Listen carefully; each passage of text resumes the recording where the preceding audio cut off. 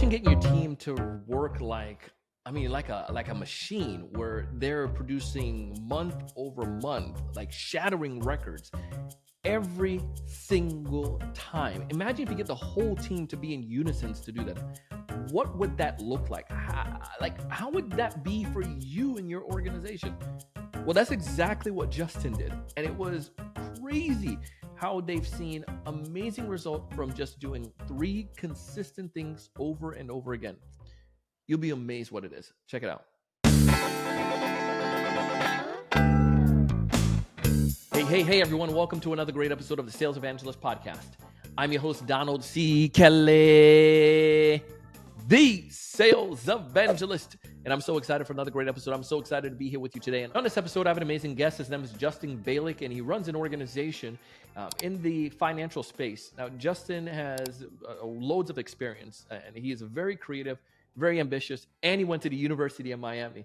And the cool thing with that is, you know about them turnover chains. But Justin brings a whole lot of knowledge. He and his team did something really remarkable. They went, the first month, they were at $500,000 in business that they closed. Then it was 1 million second month, and then it was 2 million month 3. Sorry, 500,000, 2 million, and then 3 million. It was just like crazy what they did over time. And I was trying to get from him, like, what is the system? And this is what he broke down in this episode. Now, the cool thing is that Justin sells B2C, but the principle applies to B2B. And it doesn't matter what industry you're in. The concept of how he got his team to behave this way is what's radically exciting. And I think it can benefit from you as well. If you're a first-time listener, know this podcast is designed to do 2 things. 1, help you to build pipe, and 2, help you to convert at a higher rate and close more deals. And today, we're going to tell you 3 things that can make you do that, you and your team. You're going to love it. Justin, welcome to the show, man. Thank you for having me, Donald. I appreciate it, my man. I'm pumped. And Justin, we were joking before we even started this episode. One big shout out to Nathan for introducing us. But we were joking before we started this episode about the standing desk and how we're going to bring that energy. And I prepped and I talked you up in an intro there. So I know you're bringing a fire today. So that's right. Everyone in for an awesome episode. And this is not only benefiting our sales leaders, this is also benefiting the individual contributors. But Justin, I want you to take a second. You have a lot of passion for sales. You have a lot of passion for, leading your sales organization and your company. Talk to me about where did this come from? Where did this entrepreneurial sales mindset come from that you developed over the years? I wish I knew that, Donald, because it's really interesting. Okay. Because yeah. I was a kid that I was never serious about anything.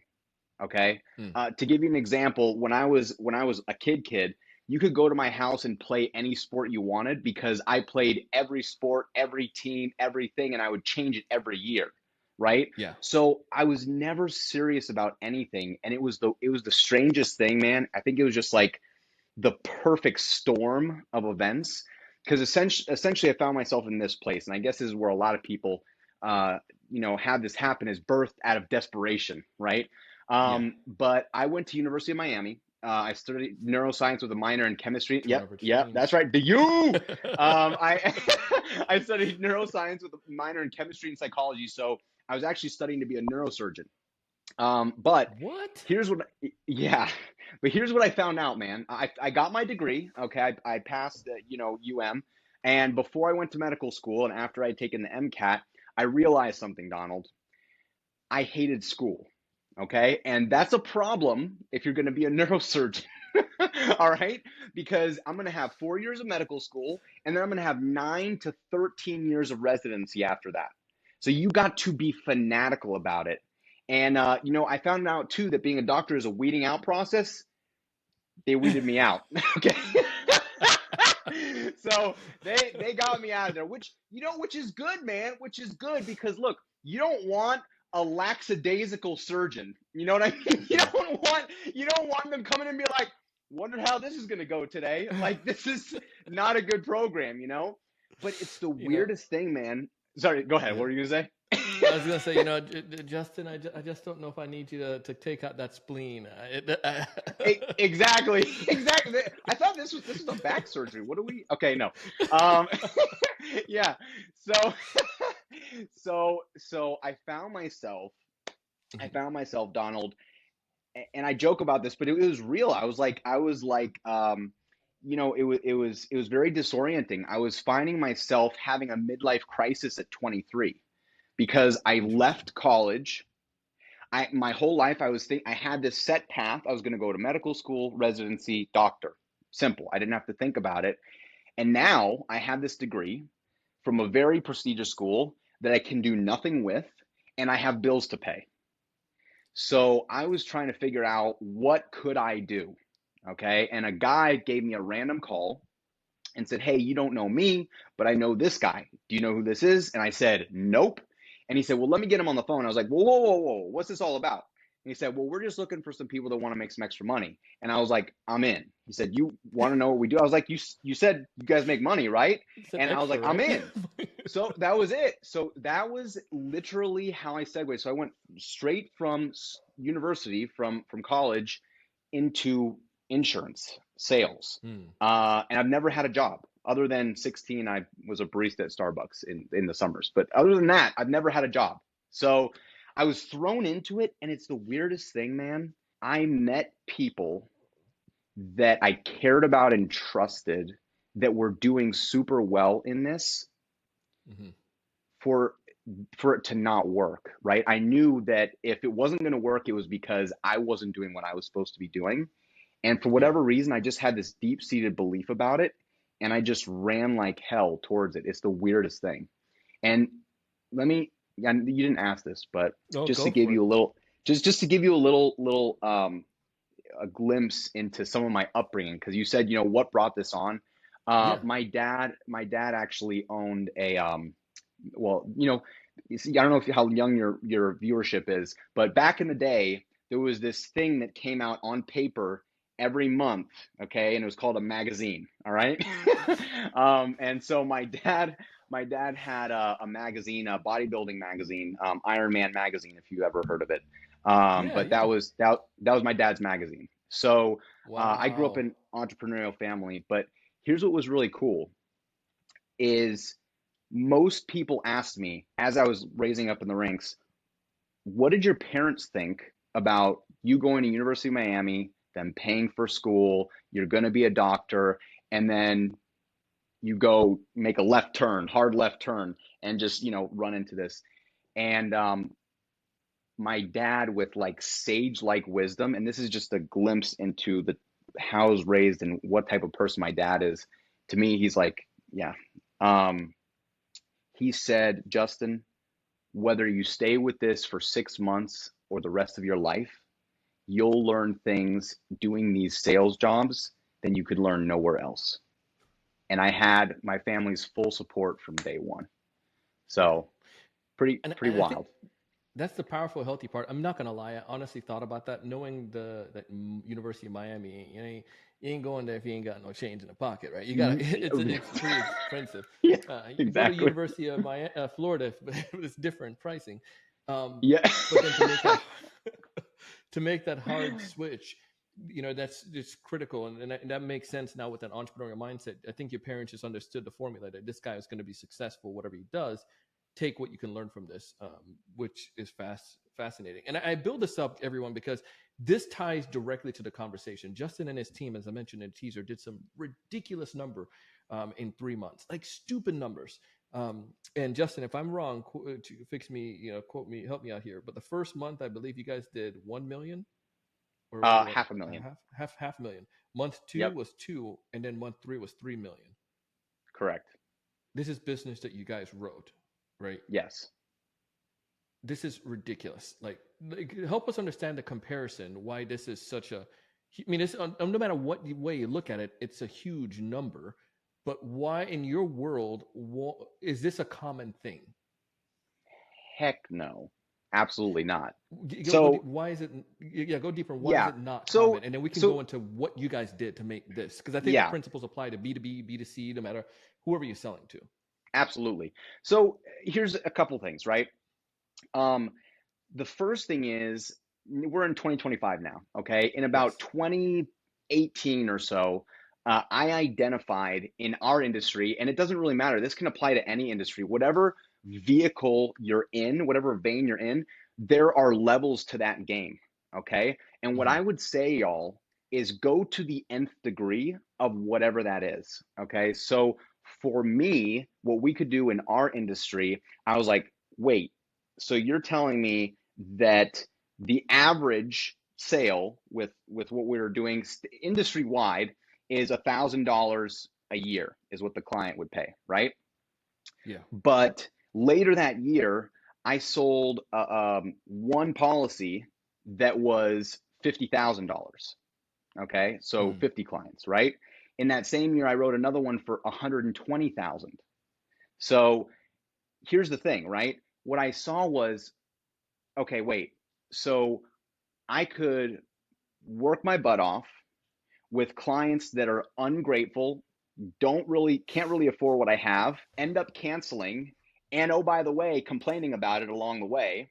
Or I could speak to clients that are higher level clientele. They never don't pay. And oh, by the way, because they see it as a benefit for themselves while they're alive, this is specific to our industry, right? They will continue putting money into it because they can see it being fruitful for them. I was like, okay, how many of these can I do? So what I started thinking about was this, like, first of all, going to that nth degree, but also compressing timeframes. To give you an idea, Donald Kelly, in a good salesperson in our industry will do 200,000 a year. That's like Yeah. fairly good. That's not excellent. It's not bad. That's like That's pretty business good wrote, or is that money that they're earning? business written. And then your Okay. commission level will determine. It could be 200,000 or more depending on your commission level. Just Yeah. for simple math. Okay. So what I wanted to figure out, okay, is how can I do that amount of premium in a month? Okay.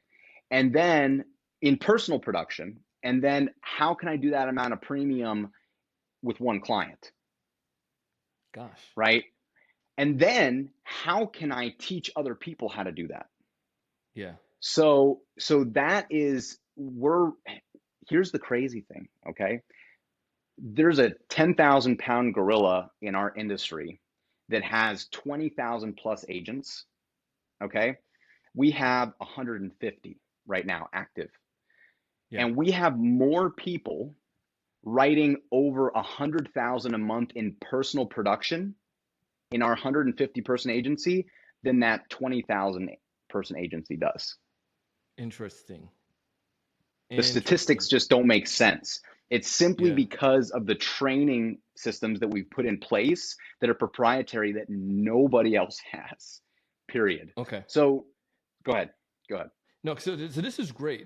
This is like, so I'm getting into the idea behind this because I feel like the sales leaders listening to this might say, well, no matter what industry it is in, you can change, they can change your number. Maybe yours is the number of appointments your team book, or maybe it's the number of, deals pipeline they build, like whatever it is. Take the same, just don't get locked in on Justin being in the, in insurances, but just look at in or financial space, look at it in the that he and his team set a goal and then they were able to accomplish it. And you pointed out three things, and you hit on some of these already, that you guys did differently that helped your team to get that massive result. The first one was you had the salespeople be salespeople, so full cycle. Number two, you kind of hit on already, the high ticket. And then number three was that you taught them. I want you to spend like maybe a couple minutes on each of those and just kind of help us to break down. So if I'm a sales leader listening to this, or if I'm a sales rep listening to this, and my company, I'm new to a company and they're not giving me the process, I can still take some of this stuff and apply it. So let's talk about the first one. Why did you change to doing a full cycle, having your salespeople be doing the whole, doing the whole sales process? Well, so and this is parallel to sales. I mean, it's necessary if you're doing sales. I believe that you cannot be successful in sales or really anything if you're not continually doing personal development. of some kind, okay? Because the reality is that the more activity that you do in whatever business that you're in, the more activity you do, the more rejection that you're going to get. So if you're not continually building your self-image, at some point, once that rejection outpaces your self-image, that's when you quit, right? So you need to continually building yourself. So I was reading a book semi-recently. Now I'm far into my career, right? At this point, I've already built a multi-million dollar business. And I'm looking at this, I'm like, this is duh. Like, why were we not doing this, right? Every sales organization in our industry, and I'm sure a lot of other industries, but ours specifically, the agent does everything. And what I mean by that is they do the prospecting, they do the calling the clients, or booking the appointments, okay? They do the closing, they do the follow-up, they do everything that has to do with the sale. They're doing all parts of it from beginning to end, right? But any massive corporate sales organization, this is what I was saying to you. A lot of what we do is very much more entrepreneurial, as I'm sure a lot of other sales organizations are. But if there is value in incorporating some of these corporate structures into an entrepreneurial kind of outline, right? So real simply is any large corporate sales program, everything is broken up. So there's the people that all they do is prospect. There's the people that all they do is book appointments. There's the people that all they do, this is where we fall in, the salespeople, is to close the deal. Then there's the people that all they do is the follow-up, and so on and so forth, right? So this is like 5 or 6 different departments that every individual is doing when they should only be doing one.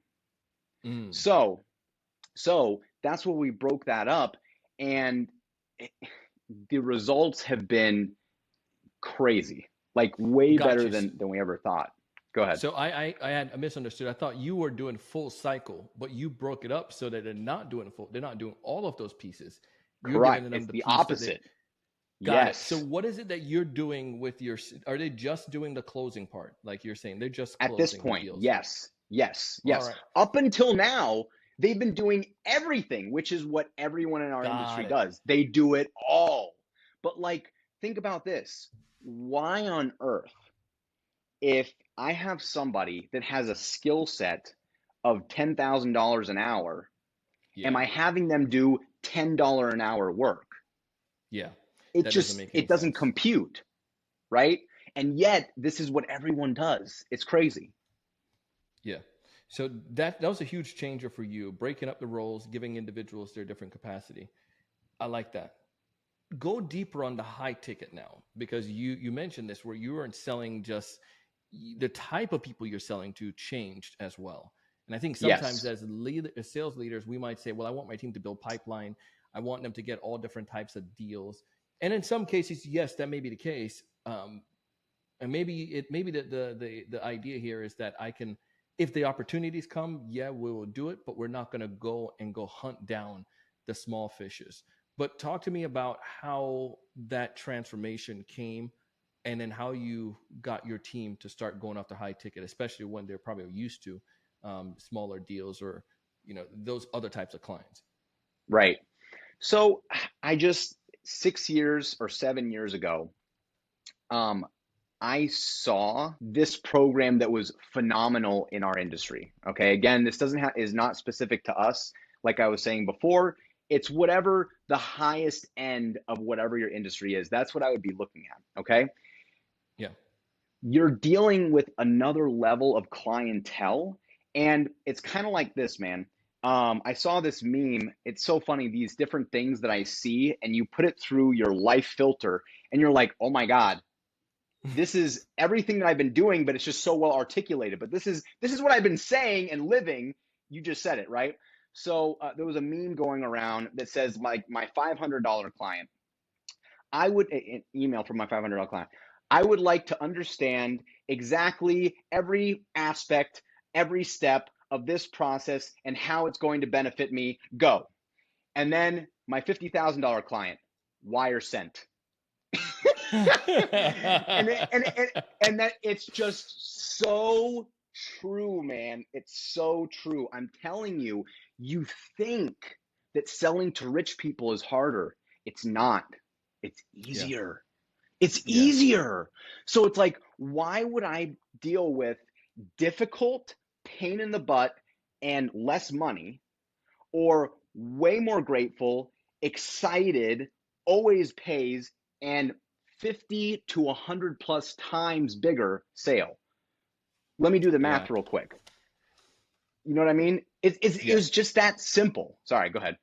No, and this what I love about it is this like this paradox or this belief that we put in our minds because it's a bigger price. Like I guess what it is when you look at it, when you see how the sausage is made, or you go and see behind the curtain, you see that Oz isn't as mighty because we've all seen those sales reps that are just like they kill it, they make tons of money, and you're like, that guy is no more smarter than me. But what that person has done is kind of like what you said there. It's they're probably doing 5 deals a year while you're doing 600 deals, and you're still not even where he's at in money because of the Exactly. because and the crazy part about this too is then you might it also the belief in our society that if I do more work, that means I am working, I'm more successful, and I think that part comes oftentimes. So I made 200 calls today, Justin, and it's like, okay, whoop to do, but what did a 200 call lead to? If I made 20 calls to high net worth individuals and I booked 2 meetings down on Brickell, then great, that's that's much better than this 200. So the number, the volume of work doesn't always equate to the success in the end. And I think for when we say we're selling to rich people or to a higher ticket or enterprise level clients, we automatically, I'm Justin, I'm telling you, man, I'm confessing here, bro. We automatically start assuming that it's just like you said, it's more difficult and it's harder. And I want to give you, when my first enterprise level deal, Justin, because I remember my first deal in my world was to Jose and his wife for the HVAC company. And I was a full-time sales rep. So I wasn't even, this was just this podcast and the business was a side gig. And Wow. they gave me $300 a month to meet with them once a week. And I was like, oh my goodness, somebody's paying me. I'm making way more money in my sales commission and Right, my right, right. full-time software sales gig. But it was just kind of cool, this little side gig. But then in my mind, I felt like I always just had to do the SMBs. But then I worked with this large organization, bro, and it wasn't even like they didn't even think about it. They were like, okay, we're gonna do a deal, and it was like, was like 30K, and they're like, okay, no problem, and they just paid it all in one. And I'm like, what am I doing with all this money? Like, this is supposed to be.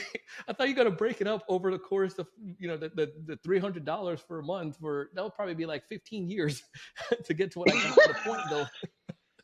They didn't think about it hard. They didn't think about it as a big issue because they don't make it a big issue. Because if you can solve their problem, you demonstrate they can solve the problem, they trust you to do so because they have so many more of the things that they're doing. And I think when you're doing the small client of $500, $300, it's like, I want to scrutinize and get every penny from you. But that Right. doesn't necessarily, but it wasn't harder. It was actually easier to sell to the bigger clients. The only thing that the bigger clients I saw from what I deal with, they just wanted more insurance to protect themselves, which I Right. get. So I got an insurance policy that was able to protect my business, which I needed anyways. But the point was, it wasn't much more difficult, Justin. It wasn't. And I was just like mind blown by it. So I agree with you Right. 100% on that. Yeah. Yeah. It is weird, right? But Yeah. it's kind of like, God, as you were talking, I was like, that was a good point. I need to bring this up. I need to bring this up. It's kind of like it's kind of like this. Okay, there's actually a Yeah. book written on this.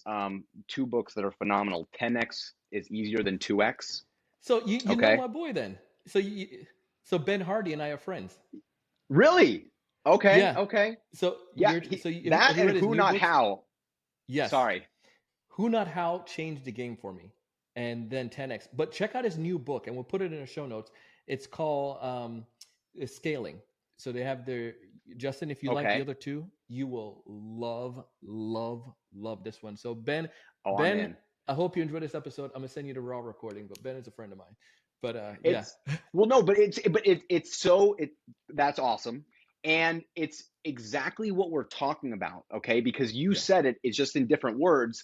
You said people think, oh, if someone is selling this amount, that they only did 5 deals versus I did 600 and I did 600 deals and I'm selling nowhere near as much as them, right?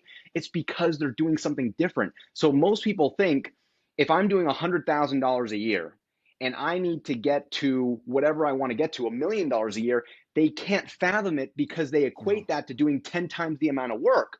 Yeah. No, no, No. no. If you're going No. to do No. that, you have No. to do things fundamentally differently from the ground up, right? So that's Yeah. why 2x is different, is easier than 10x, or sorry, 10x is easier than 2x because 2x in your mind, you say, okay, I can double the amount of workload and get to that place. Yes, that's true. But to get to 10x, you have to do things completely differently. So Yes. that's exactly what we did. It's Oh just my go to goodness. that nth degree of whatever you can get to in your industry for the highest ticket possible, and just do everything that you can to get into that niche. I'm just telling you. Oh man, I love it. We can go on for days. Justin, you got me excited. We got to finish this last part though, and we got to put Okay. all three of those books in the show notes. But you trained your team differently. You're not going to give us all the proprietary stuff, but Yes. you created. So the first thing you did was one, you changed your team's mindset. You helped them to break up, compartmentalize the way that you're selling, and only do sales activity. Two, you changed your mindset on selling bigger ticket items, bigger, better clients. And then three, training. Talk to me about this in maybe like a minute and a half. What you did that Yes. trained your team. Okay. So real quick is I had to figure out how I could synthesize down over 10 years of experience into something that was digestible in a short amount of time and that could be implemented quickly. Okay. That was Hmm. my challenge. And so I did exactly that. We created a 1 week training program, and it's a true 1 week. It's 40 hours of material. But if they go through that program, we guarantee that someone who's never sold anything before gets through that program. At the end of that, they will be able to sell high ticket items in our industry, period. Okay. And here's the thing also, nobody else, it's not just the training, of course, like the stuff that we're training about is proprietary, but the way that we are testing people and making sure beyond the shadow of a doubt that they have the ability to sell is completely different than any other sales that I've seen. Everyone else might have a course or something like that, or maybe they don't even have anything and they just kind of pat their people on the butt and say, "Go get them, partner." You know, Yeah. like that that ain't gonna work. Okay, and then you're And, wondering why people aren't making sales. So and I sorry, go think ahead. that it's kind of like I joke with my friends back in the day. Well, my buddy who came up with this idea. So Dane, you said it, but Dane said he's gonna have a restaurant, and the soup was gonna be free, but you have to pay for the spoon. uh, but That's it's just cool. joking as a kid. Pay for the bowl and the soup. But then but the concept though, what you're getting at is that you gave all the knowledge away to your sales rep. They didn't have to go find another course. They didn't have to go to Donald's program. You gave them a course that they can follow and they can be successful. It took work on your part, but it was synthesizing what I've learned over the years to help you. And then two, with that understanding of how to sell, you gave them the right clientele, and then you only gave them the things that they needed to do. Those three succinct things. And I feel like many of us as sales leaders, we feel that we have so much to do. We are doing the 2x activities. We have to do so many of these things that we can't get all of our sellers to up to par. Simplify it, focus on the things that really matter the most, and use time. In the new book, one of the things that you talked about it a little bit in our conversation today, but in a book, Ben Hardy and his Blake, his co-author, they spoke about using time as a tool. And that is an interesting concept. So if I give myself a month to do something, how much, the likelihood of me getting it done, it's going to take 30 days. But if I say I need to do this in 3 days, all of a sudden I focus on the most essential things and I get it done in 3 days, as opposed to, well, I need to think about this. I need to plan it out. No, let's just get to it. Yep. I need to get to 10 of Yep. these right clients and do it. So anyways, awesome stuff. Justin, any Thank last you, man. closing words to sales leaders who want to hit, they want to hit a massive goals? Man, I would say this. I learned this way too late in the game, and it's part of that who, not how thing, is that if you're a sales leader, because you said that specifically, is I would stop trying to do everything yourself. Okay? It's not, the problem is not you. You only have 24 hours in a day. I would find, hire, develop, and train properly people that you can put in your organization that can help lighten the load, because the problem is not how you're doing stuff more often than not. It's that you do not have the right who in your business to help you. Money, money, money. Justin, I love it. Thank you so much, man. If folks are listening to this episode, they want to learn a little bit more about you, get connected with you and your organization, what's the best way for them to go about doing so? That is a good question. I am not so good with these tech things. I should have been more on this if I was doing this right. This is hilarious. We'll edit It this part. looks like, yeah, no, it's cool. All right, you can find me on Justin_Balik, Balik, on Instagram. That's probably the easiest way. You can shoot me a DM or anything like that, and we can chat. No worries. Awesome. Well, we'll put that in the show notes. Folks can get access to it. Justin, thank you for taking the time to come on the show today, man. I appreciate you. Absolutely. That was Justin Balik. I'm telling you, he knows his stuff. It was fun. Go ahead and connect with Justin. Tell him that you heard him here on the Sales Evangelist podcast.